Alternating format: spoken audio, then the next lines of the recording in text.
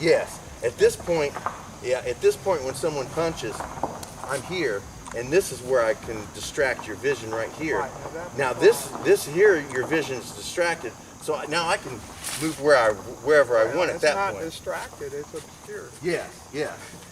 But it gives your mind something to do, which distracts your mind. Well, it keeps me from knowing what you're doing at all. It does the same. It's the same thing I'm doing. Yes. It's the same thing. Yes, absolutely. That was very nice. Yeah.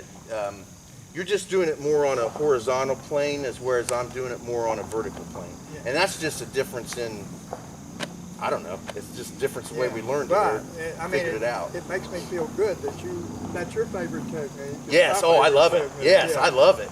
Yeah. I love it because it's impossible, at least for a normal person, it's really impossible for them to see what you're doing and where you're at. Oh, yeah. Just like when we do Ikkos, and I always like to start from here. So when, Ikkyo through Gokyo, all the techniques start here, just like this.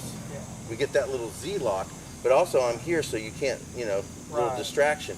And then one thing you were doing is when you move out, the way I get you off balance with this is I push you back this way. Right. So I push you back and then throw you back in. Yeah, that's the way I was taught it. Okay, yeah, I like to move you out and around. Yeah, and I know a lot of Aikidoists, they just from here they just turn you like this and force it, and there's a lot of force there, and I don't like that because. Well, of course, you've got You could be stronger than me. Two ways of doing it, right? You've got where you come through me and where you bring me through you. Yes. Which they call Orimi and Tenkan. Yeah, yes. So I come in here like this, and then I bring you, boom, and then I can move you where I want from there. Because now I'm away from you. By the time this is here, I'm already over here. Right. Yeah. Well, now that's the Tenkan. Yes. What I think they would call Tenkan. Yes. I'm very, very into Tenkans and Kayatens. I don't see a lot of, and I don't know if you even use Kayatens or not. I don't see a lot of people use Kayaten footwork, but it's a lot like the Tenkan. With the Tenkan, you come in and then you just physically spin here like this. Right. But with the Kayaten, you come in and then you just turn it, hits this way. Right. Do you ever use that? Well, in Kaikenagi. Okay. Well, I mean, it's something that I focus on as far as a pretty important movement. I get, maybe that's what I'm doing all the time. Okay. Because, on this basic movement that we're talking about, like I say, the way I do that, I'm pivoting here. Okay. And then I pendulum. Okay. But now I'm going to, usually I throw you that way. Yes. I go the other way, but this may be what you're talking about. I don't know. It's similar. Yeah. I guess. It's not standard Aikido. Oh, yeah, well. Nobody else. I've never claimed my Aikido is standard Aikido. I can tell you that right now. But yeah, I focus, I've had students that come in who really use the Tenkan way too much, I think, because this is a lot of movement. And this doesn't always work practically when you're trying to really move for real, in real life. So what happens is you step up and you turn, it's just quicker. Now where I like the Tenkan is going to the front side. Okay. Which we never, now I accuse my instructor of never having us, like with a ski, never going to the front side. Okay. And he denied it. He denied it? He says, no, that's not true. But it was true. Okay, yeah. That's my opinion. But hey. I'm the one who didn't get trained in it. There you go. Your opinion, when it comes to your martial arts, your opinion's the only one that really matters. Yeah. Because when I go in front of him, he's going to try to turn and get me. Yes. And so I want to be moving ahead of him and take him in that circle to the floor. Okay, yeah. But that's where I use a Tenkan a lot. Mostly we do Tenkan behind the person just doing exercises. Okay. Yeah, I think doing the exercises is getting where you really have a good pivot. And yes. When I do this thing, yes.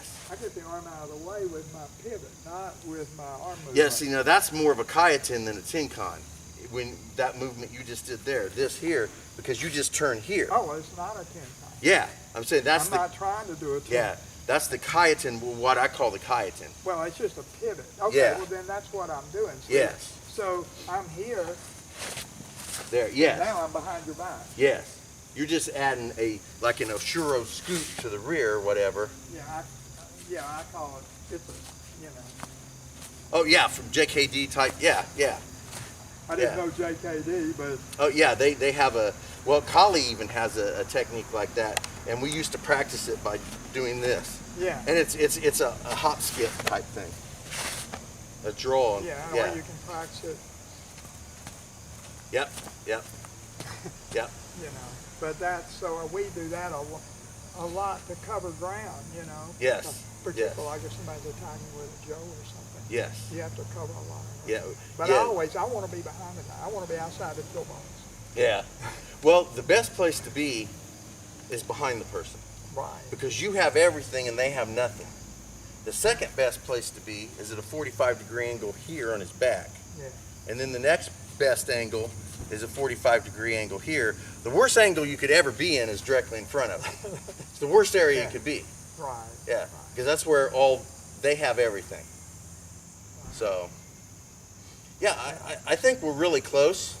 I find it interesting that you have very, very similar concepts and ideas, but for you they developed differently than they developed for me. Entirely differently. Yeah, but I think that has to do with circumstance and things of that nature. But when you keep experimenting till you find what works, we ended up thinking the same things work. Yes, exactly. Yes, Yeah. we just came about it differently. Yeah. Yeah, which I think is fantastic. Yeah. So I would love to thank you very much. Well, I thank you. appreciate it. It was fantastic to train with you and to meet you and everything. And I know everybody out there on my YouTube channel is going to think the same thing. Make sure you go check his channel out. It's Survival Aikido on YouTube. So I'd like to thank everybody for watching Bentley's Backwoods Bushcraft and enjoy the outdoors, even if it's just your own backyard. My point with the kata was that what I like about this kata is all the movements in the kata can be interpreted as leading movements. Okay. And you say, well, you can interpret anything as leading movements. That's not true.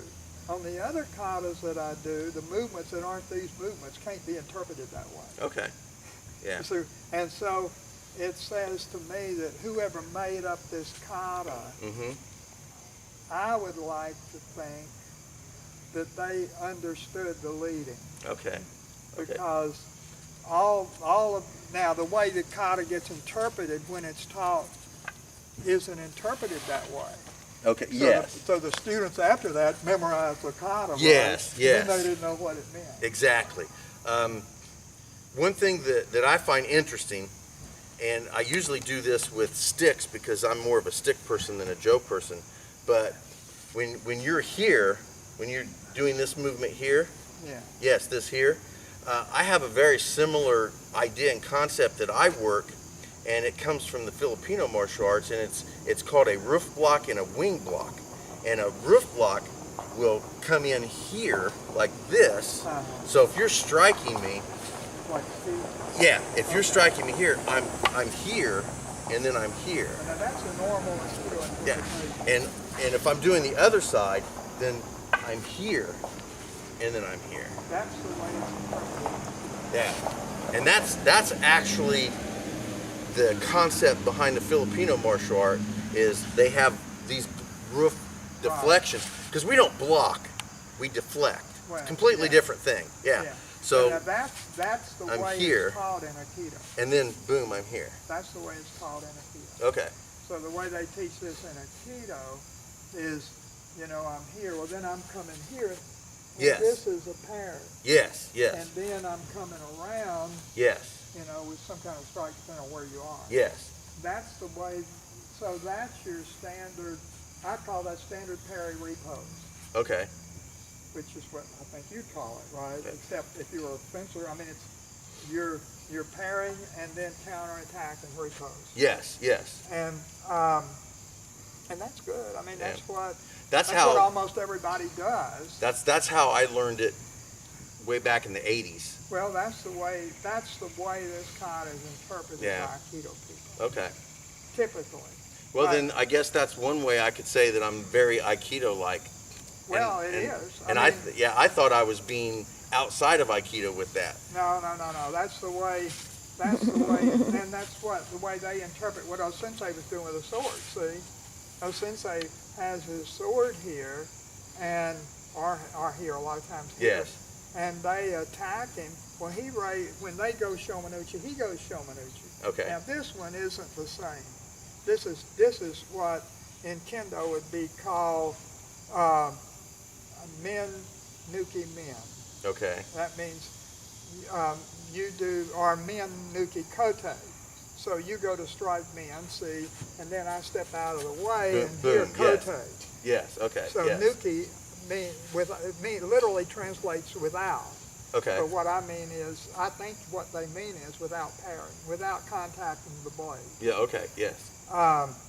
And now, so on that one, that's what our sensei was doing. But what you see him do a lot is you come into attack, see, and they think this is this. Okay. Yeah. But I don't think that's what it is. Okay. I mean, that could be. Well, that's one interpretation. It could be anything that You want it to be. you want it to be. Yeah. And you may live or you may not. Yeah. Exactly. But I think parrying is what most of kendo is. Yeah. But yes. then you have this whole sequence of moves that's nuki, Okay. which is leading. Okay. Or should be. Now you see most people doing it on YouTube, they're not leading. Yes. They're doing so I don't know what they're You don't know what they're doing. But it's not this. It's not this and it's not leading. Okay. But if you're going to attack, see, and There you this, go, yes. this strike again is my pivot of my body. It's not the weapon moving. Yes. Yes.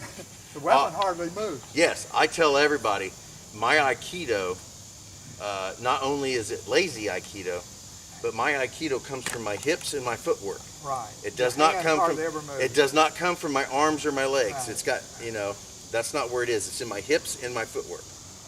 Yeah. So there again, I agree with you 100% with that. Yeah. And the other move in the kata is where, well, this is the first move we did, where you're here.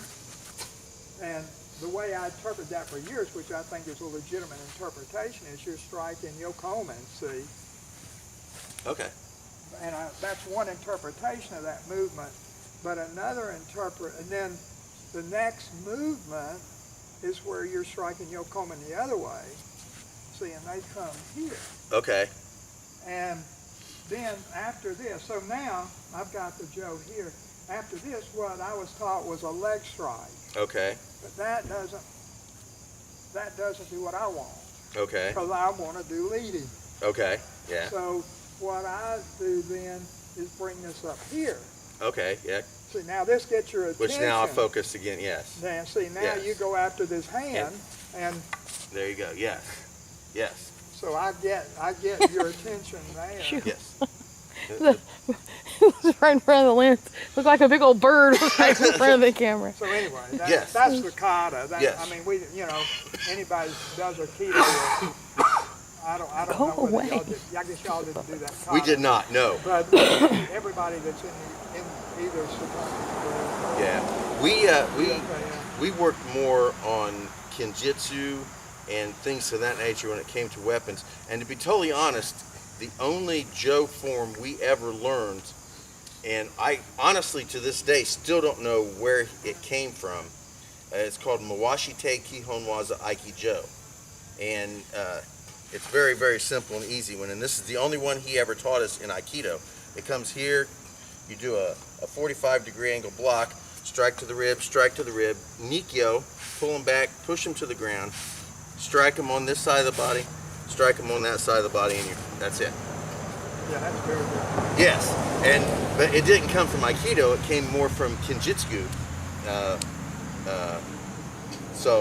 And that's where that stuff came from. Now, I added a couple that I do myself, and the third one that I teach comes straight from Filipino Kali, and it is the basic 12, and there's basically angles of attack.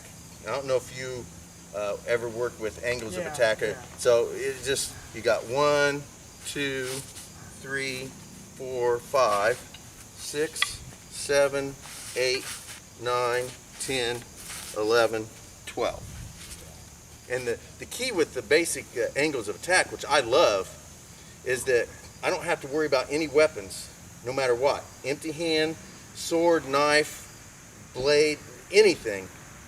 It has to come at one of those angles of attack. And if you know how to defend that angle, it doesn't matter what weapons it is. The only thing you really have to adjust for is length. So you defend the attack exactly the same way if it's a stick or if it's a knife or if it's a jo or if it's a sword. It doesn't really matter. The only thing you have to adjust for is the distancing. Right. But you still defend it the exact same way. So you only have to learn 8 different defenses, and then you can defend against any weapon. So that's what I like about it. But that comes from Filipino Kali. It doesn't come from Aikido. Right. But I throw that into my Aikido because I think it's important. So, but that's opening a whole new can of worms. So, yeah. Okay.